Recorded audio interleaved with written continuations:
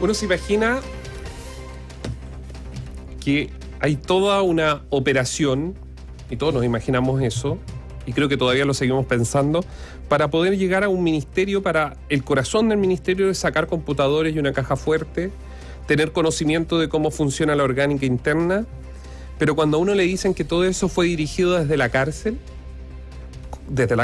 como usted está escuchando, desde la cárcel con primero números de central de teléfono, nombres, pisos, lo que necesitaban, sabían que habían computadores, notebook, una caja fuerte, 2 autos, un Uber, le estoy contando así a grandes rasgos, un Uber preparado en una salida con un conductor que ya declaró, que dice que a él simplemente lo contrataron para ir de un ministerio hasta la comuna de Renca, particularmente a Cachapoal con Manuel Rodríguez de Renca, para llevar un encargo que era de un ministro y que a él le pareció sospechoso, pero que en realidad, bueno, le estaban pagando, era un servicio, fueron los guardias los que subieron estas cajas o estas bolsas de plástico, porque en realidad eran bolsas de basura, con los computadores en los asientos del auto. Y ahí uno se queda... raro. 2 autos, se fue el Uber solo, con los computadores, donde la caja fuerte se fue con los otros 3 hombres que todavía no aparecen, desde la cárcel. Hay algo que aquí no calza. Hay muchas cosas que aquí no calzan. Un montón, o sea, podríamos enumerar todo lo que no tiene sentido al escuchar los detalles de este caso.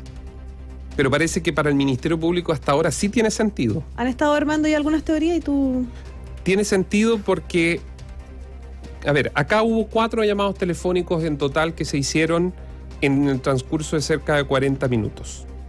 El primero, a la central telefónica. Soy el ministro Jackson, esto ya lo contamos incluso ese mismo día, esa mañana, cuando adelantábamos lo que estaba pasando en el ministerio. Y dice, soy el ministro Jackson, tuve un accidente, no le diga a nadie, no le diga a mi esposa, le dice. Todos sabemos que el ministro no tiene esposa. Tiene pareja, pero... No está casado. Pero, claro, le dicen, no le diga a mi esposa, algo como una especie de piola, y ayúdeme. Y le dice que llame al chofer de la grúa, y le da el número, ayúdeme con esto, llame usted al chofer de la grúa. Y resulta que el guardia, que esta es la segunda llamada, toma el teléfono de la misma central y llama al chofer de la grúa, que se identifica como Hernán. Y resulta que Hernán, que recibió la llamada, que no sabemos quién es ese Hernán, tal vez podría ser el falso Jackson que se estaba autollamando para obtener algún teléfono celular, pensando en que los guardias lo iban a llamar. Esta es la teoría, que lo iban a llamar desde el teléfono celular, pero lo llamaron del mismo teléfono a la central, y le dice, sí, voy para allá a buscar al ministro. Ok. Pasan un par de minutos, vuelve a llamar el supuesto Jackson, el ministro Jackson, y llama ahora a la recepción y pide que un contacto más directo, es decir, un número de teléfono para poder hacer lo que finalmente ocurre, que es la videollamada. Esa es la tercera llamada. Uno de los guardias, que es Julio Lazo, le dice, sabe, yo no me manejo con este asunto, pero vamos a ir a buscar el teléfono que nos pasa la empresa para el servicio. Van a buscar ese smartphone, vuelven, le dan el número, que era un smartphone básico, como ha dicho el abogado, y es a ese teléfono donde se produce el llamado con esta supuesta, que a esta altura se cree que es una foto de Giorgio Jackson, donde uno de los guardias, uno de los 2, empieza a hablar durante... no está establecido el tiempo, se calcula podrían ser entre 25 a 30 o más minutos, donde empieza a darle todas las instrucciones.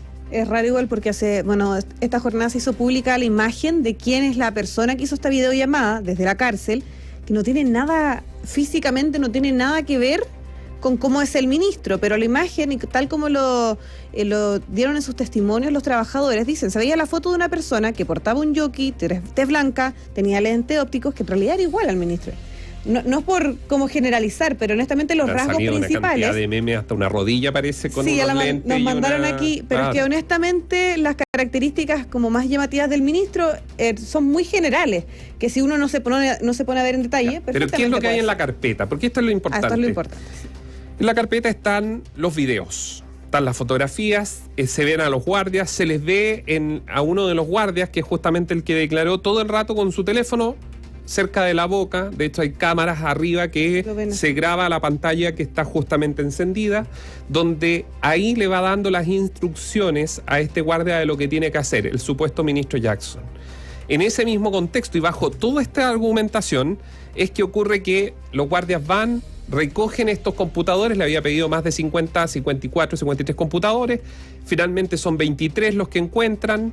Uno de los guardias baja, se encuentra con la encargada del aseo, le pide bolsas y un Napoleón.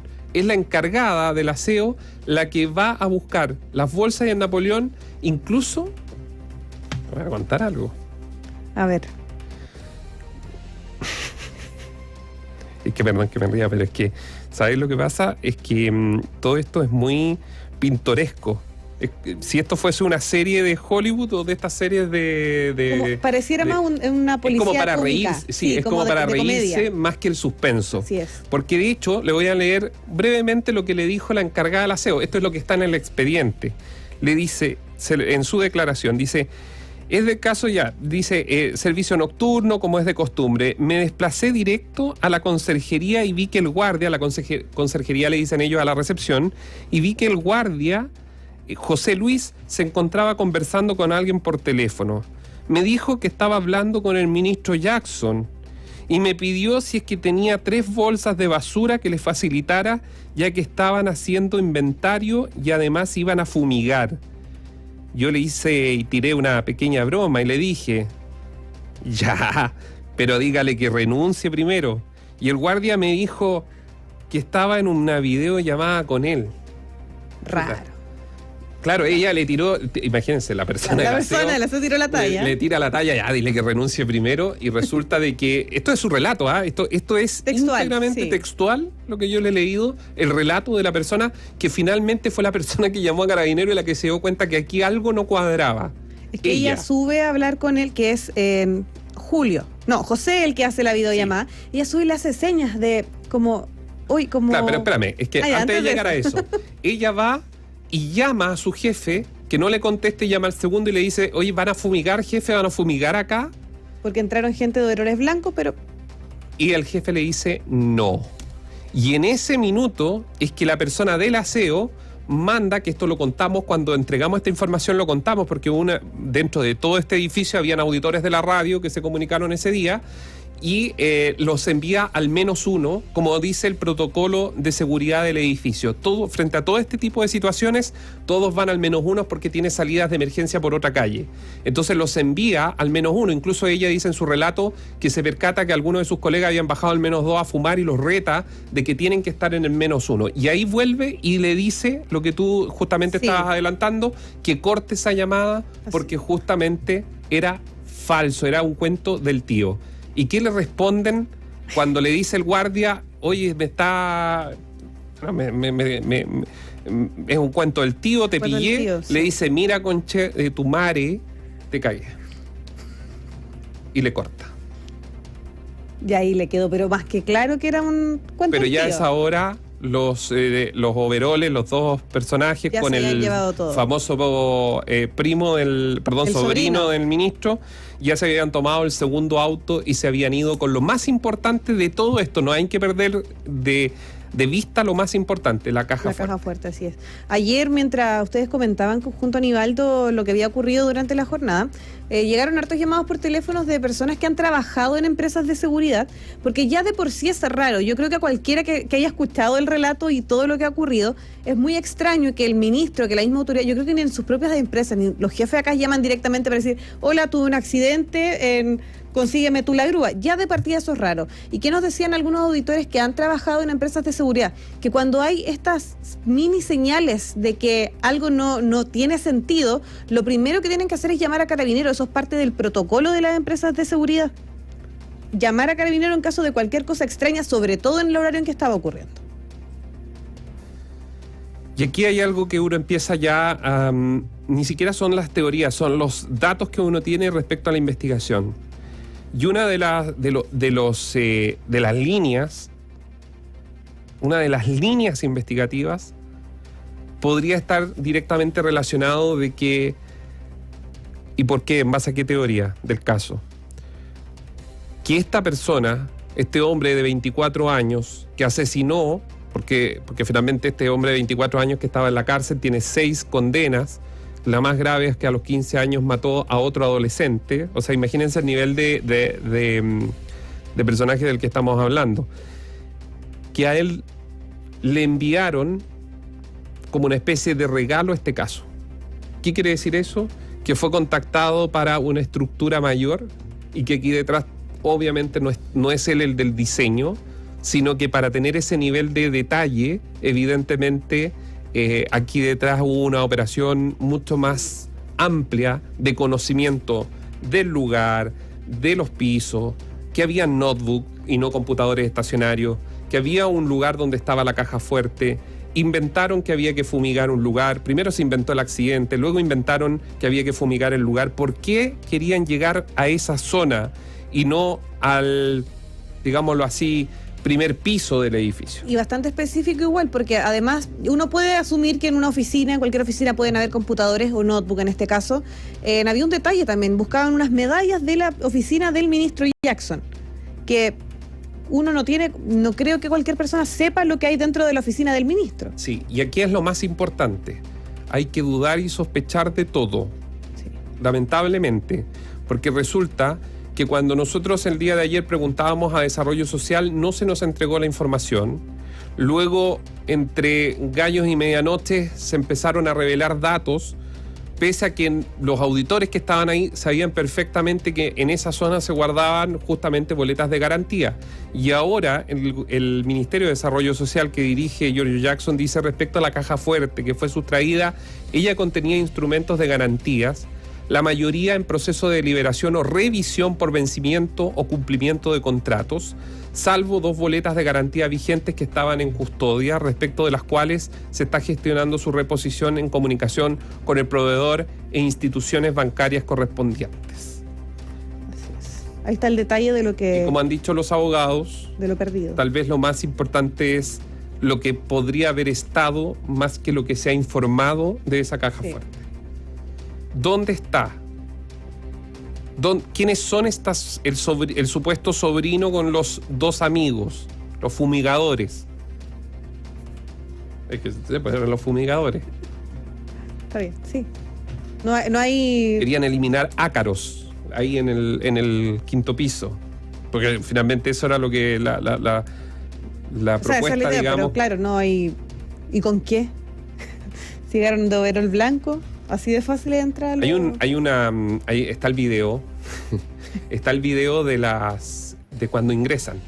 Y se ven a los 2 guardias que están parados en la portería, no en la puerta misma, sino que en la reja, abriendo la reja.